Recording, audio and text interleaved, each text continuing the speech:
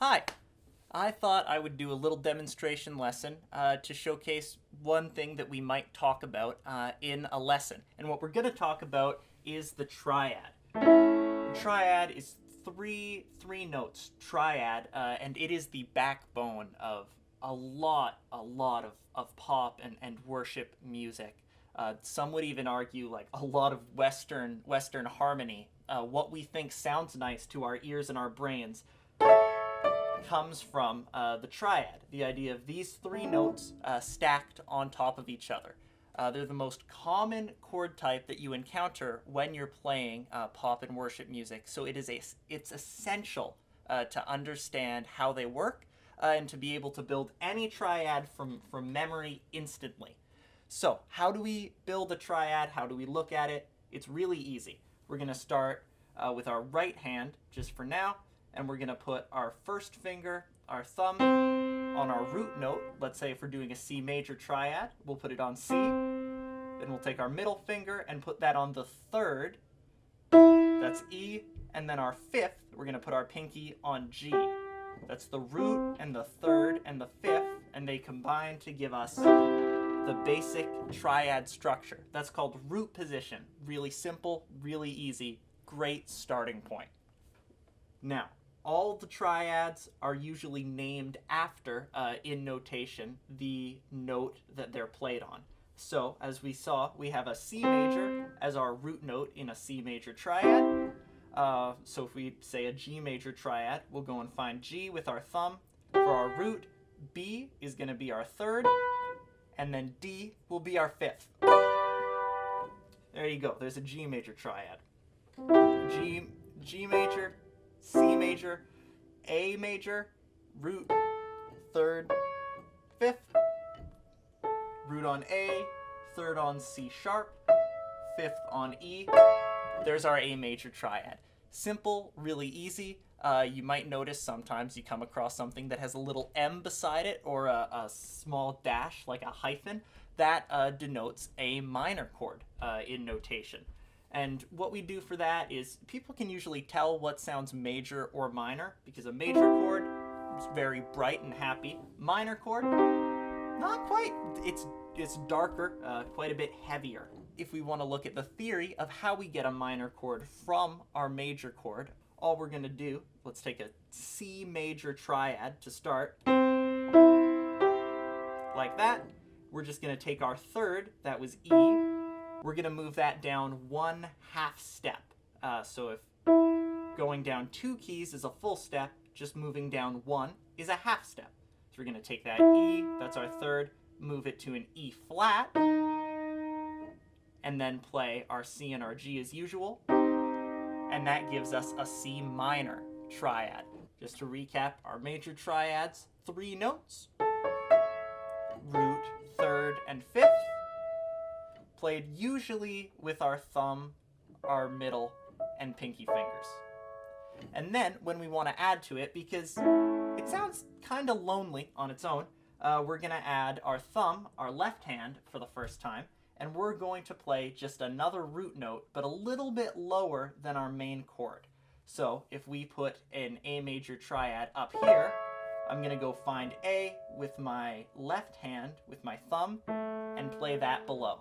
And that is your basic root position voicing. We can do that for, say, A major. We can move down our middle finger a half step and get an A minor. We could go to D and do a D major. Or we can move that middle half down.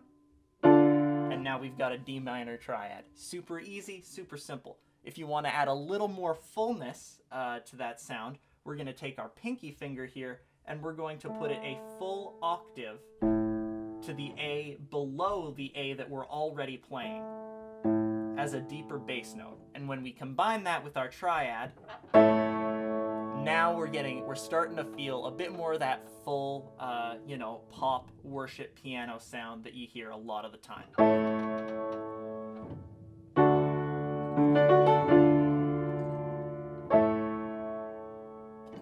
Just like that. Easy as. Let's take a look at a tune called Come As You Are. This one is a classic classic church tune, and as you can see, it has a lot of triad voicings in it. Starting just right at the top at verse 1, we're going to play an A with our root, and then our root in the right hand, third, and fifth, just like that. And that's where we start. Then it shows us we're going to go to a D. We're going to get our D root note, third, and fifth. We're going to switch back to A, back to D, and then we're going to go to E. We'll get our root, our third, and our fifth. Easy as. And now I've kind of talked myself out of a job, because that's the starting point for so much of worship and pop. We can play the start of this tune now.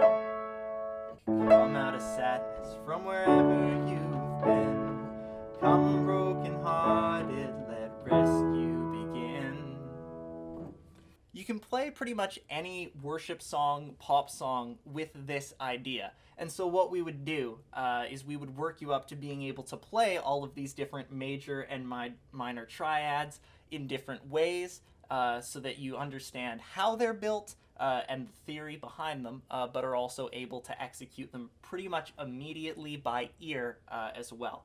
The second thing we would do to take it a little bit farther is that you kind of notice after a bit of playing traditional root note voicings is that they feel a little bit samey, going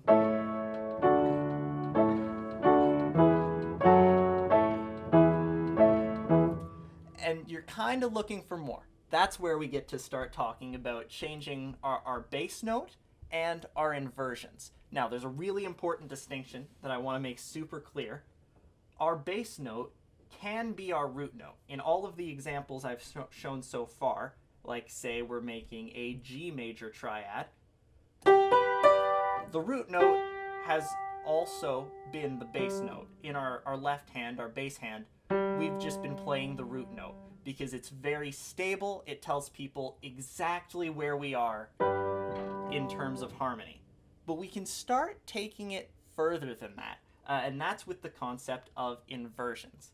Let's take that this G major triad that we've been playing, which is our root note, G, our third, B, and our fifth, D. And now what we're going to do is we're just going to take the G and we're going to move it up an octave to right here. But we're still going to keep the B and the D in the same place. Now, some people like to change which finger they use to play it, but you'll notice that it's actually the same chord. It's a different type of sound because we've reorganized the notes, but it's still G major. We can take this, again, another step by starting on the fifth, D, hopping up to the G, and then adding the B, the third, and then we get, again, still a G major chord, but now it's been reorganized. So that means, to recap, we have root position, where our root note is at the bottom, and then two inversions. First inversion, where the third is at the bottom, and second inversion, where the fifth is at the bottom. Root, first inversion, second inversion. And all of a sudden, already, we've opened up so many more options for what we can play, how we choose to voice or spell our chords in a song. We can, instead of going, for a pretty cheesy example, let's try something different. Let's try doing first inversion of G major, so we're going B, D, G, while still using our bass hand, our left hand, as the root note, like that, instead of here. And now we're going to rearrange our D major triad. We're going to start on the fifth, A, and move it down here. Then we're going to have our root, D, and play it here, and our third, F sharp, and play it here. So our right hand movement, instead of going, is going. And we'll just keep our left hand playing those root notes for now, the bass notes, but you can see this totally changes how it sounds. Instead of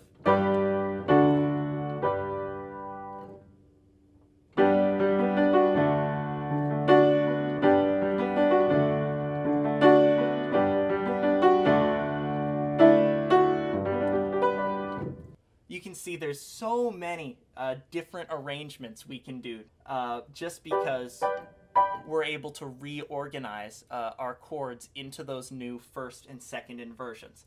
Now the second thing we can do, I mentioned just a little bit ago, that our left hand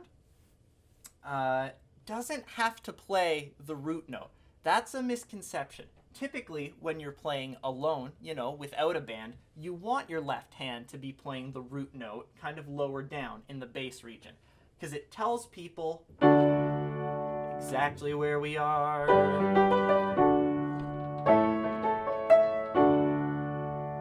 You can just feel that we're landed, we're safe and solid, in our D chord, our D major triad right there.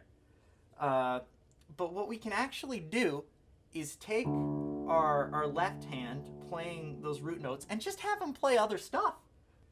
We don't have to be playing root notes. This is where the concept of slash notation comes into play. Now, slash notation, you know that when you look at a chart, just the letter tells you what chord you're going to play. Really simple. Sometimes you'll see that there's a backslash and then another letter beside it. In the case of, say, Come As You Are, you can see right here in the third line, after the F sharp minor, we play an E over G sharp, and then an A. And all that's telling us to do is, instead of playing the root note of E, the first half of the chord, we're actually going to take the second letter and put that in our left hand, and then we can play E major in whatever, voicing we want. Let's just stick with the root voicing for now. In our right hand, which gives us a totally new sound. In the context of Come As You Are, we use this as a way to guide our left hand up the keyboard along with the song. Come find your mercy, O sinner, come kneel. You can see that our left hand just walks up those notes there, which now if we combine with our chording,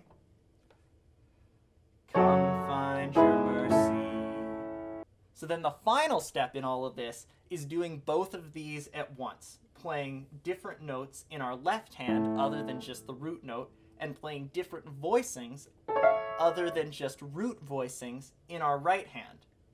If we're playing Come As You Are with just standard root voicings, it'll sound, come out of sadness from wherever you've been. Come broken-hearted, let rescue begin. Come find your mercy, O sinner, come kneel. Earth has no sorrow that heaven can't heal. Once you start incorporating these, you can add so much more harmonic variety and sound to your playing, like this. Come out of sadness from wherever you've been. Come broken-hearted, let rescue begin. Come find your mercy, O sinner, come kneel.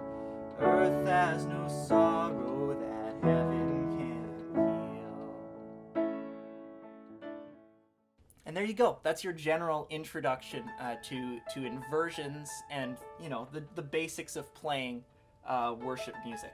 If this lesson, was too much or too little for you, don't worry. I'm totally happy to start exactly at where you're at, whether that's further along or further behind, from complete beginner to a bunch of experience.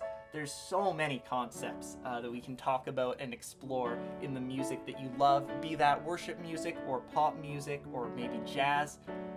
There's so many options that really I can't wait to dive in. Thanks so much for listening. Have a great rest of your day.